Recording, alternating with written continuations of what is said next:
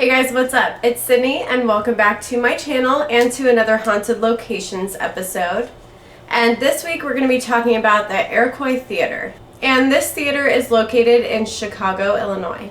The Iroquois Theater opened up on November 23rd in 1903. The theater itself was actually quite large, sitting at 17,430 square feet. It consisted of 1,602 theater seats and a standing room which could hold about 120 people. It also had balconies inside the theater as well, which were actually quite large. As I said before, this theater sat over 17,000 square feet, so the theater was very large and elegant and almost looked like the Titanic on the inside because of how elegant it was. The theater quickly gained the reputation of the most elegant and fine theater in the United States. When it first opened, the building was deemed safe and actually fireproof from the Chicago city officials and building inspectors. Unfortunately, some of the evidence actually points to the building inspectors and the Chicago city officials being bribed into giving a good report on the building itself and its safety measures, and they actually bribed them with free tickets, which at the time I guess would have been a very good bribe because it's 1903, the financial industry is a lot different, but still seems like not much for a bribery, in my opinion. You would think that they would offer them money or something, but as I did say, this was in 1903, so at the time there wasn't building regulations and things like that.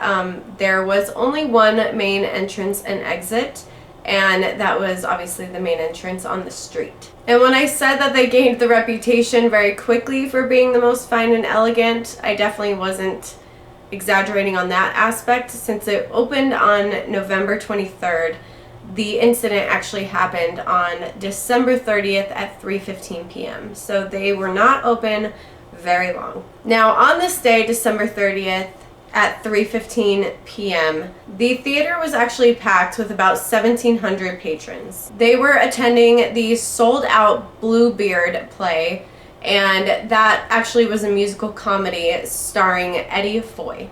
The policy of the theater at the time was to lock all doors once the play had begun and all fire exits, so that way no one could sneak into the building.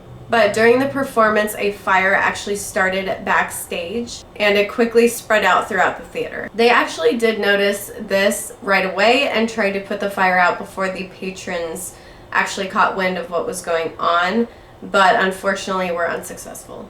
Out of the 1,700 patrons that were in attendance that day, 602 people actually lost their lives. Hundreds of those being women and children, as they were all trying to enjoy their holiday break. It's just really sad. I can't imagine being a kid and going on, break from school or something, going to see a play with my family, and then dying as a result. It's just very sad and incredibly tragic. Obviously, some of the patrons did escape, but many were not that fortunate. A lot of the patrons that died there died in the alley in the back, and this quickly became known as Death Alley. How they died there, though, is really quite sad because they actually jumped from the theater building to the ground and basically committed suicide because they didn't want to burn, or they were trying to escape. And it didn't seem like there was any other way. But yeah, many of them did jump to their deaths and unfortunately perish in this back alley. Like I said, this alley has become known as Death Alley, and this is actually one of the more popular stops on the Chicago ghost tours. Many people say that you can actually feel the panic and the frantic energy in the back alley even to this day. Hundreds of bodies were found with broken bones, probably from people trampling each other to try to escape from the flames. And others were so burned and so charred that they actually were unrecognizable and could not be identified. On the inside of the building, most of the actual fire exits were covered with curtains, and this was to make it look more elegant and less industrial in a way. But needless to say that this did cause a lot of problems for people trying to find the fire exits to begin with, as there were no lit up signs above the fire exits like we are used to today. So it was almost impossible to actually find an exit, and then for it to be locked once you did find it, I can't even imagine how hopeless you would feel in that moment. Especially in that state of mind, finding a fire exit behind a curtain seems very easy to do in a clear and open state of mind, but imagine that you thought you were going to die and you were panicking, and the need to survive is innately in all of us. So it's a very scary thought and almost impossible in that state of mind to try to cope and find an exit. So it's damn near impossible to try to cope and find an exit and try to get to a safe place. But needless to say, this incident did mold our way for fire safety rules, especially in Chicago at the time. A lot of families were affected by this, as so many people had died. It was about double of the Great Fire of Chicago that did happen previously. So the city was very, very into the story and wanted justice for the family members and wanted some kind of compensation for the loss.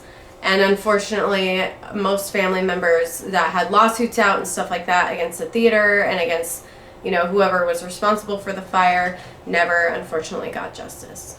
They did actively try to find out what happened and who started the fire or what started the fire, but were unsuccessful in this for a very long time. Everyone was actually kind of pointing the finger at each other or not wanting to get involved with it whatsoever because of just what a gigantic tragedy it was. So a lot of people didn't want to be involved. A lot of people did not want to point fingers. They just wanted to stay out of it and kind of let it play out as it was. Also, because there were many children and many women that died in this fire, that's primarily what the crowd was made up of, was women and children. Not all of them, but for the most part, that's unfortunately what made up the crowd that night. There was also many prominent people of society in the crowd, so they actually did put a lot of attention towards this, and fortunately did find out that the fire was started from a spotlight lamp, and that's unfortunately how these lives were lost. So luckily it was nobody being responsible for the fire. It was an electrical problem. You can say in a sense that someone would be responsible for that, as far as like the company who made the spotlight lamp goes or something like that. But regardless, it wasn't a person who actually started the fire, and that's what is important in my opinion. This is actually why our exits are required to be lit up now, our fire exits. And even if they are locked from the outside, they are required that you are able to push them out from the inside. So that way if there is a fire, you can get out safely. Now, normally I cover things like, murders or something tragic that happened that was a person's doing, or, a mass disease that takes a bunch of lives. But this is like the first mass loss as far as a fire goes that I've covered, and it was actually very tragic. Being stuck in a burning building is one of my worst fears. I think that would be incredibly terrifying, and the panic that would just overcome you is just so scary and sad. And the fact that these people, these children and women who were prominently young, like, lost their lives, and that's the last thing that they remember, being alive, like, that's just so terrible. I can't even imagine, especially being a mother and having your child in that building with you and then not being able to escape. Just, I can't even imagine. Now, as far as the paranormal activity goes, I feel like it is a lot stronger when a grievous injustice is done to a person, and that is why their spirit may hold on or continue to be attached to our physical world.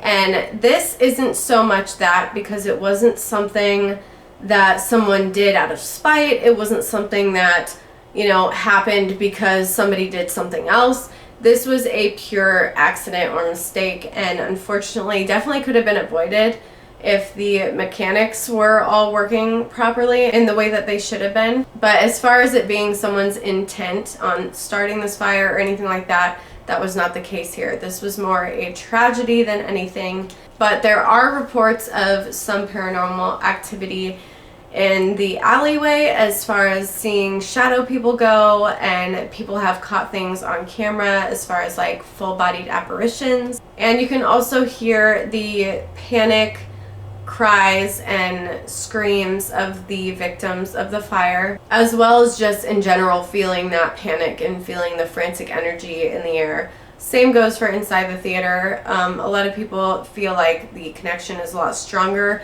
when they are closer to the exit doors, as far as a lot of people did die next to those doors trying to get out. And as far as the connection goes, I feel like that would definitely hold more of a strong connection to a spirit, being where they died or what caused them to die in a way. The door didn't cause them to die, but you know what I'm saying. But it definitely paved the way, like I said, for our safety now as far as fire safety goes, and building codes and inspections and things like that. Now, as far as this case goes, it's very sad, and I would love to go visit this place. It is now an Oriental theater, which I will put a picture of on the screen. But I would still love to go see this place and kind of just walk inside. Even though it's a different structure and whatnot, I still feel like there's a very strong connection with the land itself, and the back alley is still there and still in existence. So as far as walking in the back alley, or Death Alley as it's more well known, I think that would be an experience, and I would love to do it. I would just be really sad doing it, because I would think of all the children that passed away during this tragedy. And it's just really hard to think about kids, especially when you're a parent yourself. So it's going to be extremely sad, but I definitely want to go here. My family actually lived in Chicago at one point, so it would be cool to just go and see. I still have family there, but it would still be cool to go and see, like, just check out like the history as far as that goes, and then see, like, you know, my long lost relatives that I haven't seen in years. So I could essentially kill two birds with one stone with this trip. And that just reminded me, I'm going to be coming out with a part 2 of my commonly used phrases episode, so stay tuned for that. And as far as this goes, let me know what you think about the fire and all of that. And if you've been there, I would love to hear your stories. And if you have any experience with the paranormal there, I would love to hear that too. And if you've been to the Oriental Theater that they have there now, please let me know how it is, and if you enjoyed going there, and if you get like a creepy vibe from it, because I still would love to know that stuff as well. So yeah, that's it for this episode, and I hope that you guys enjoyed this one. Even though it was a little sad, I'm sorry to bring you all down a little bit if I did.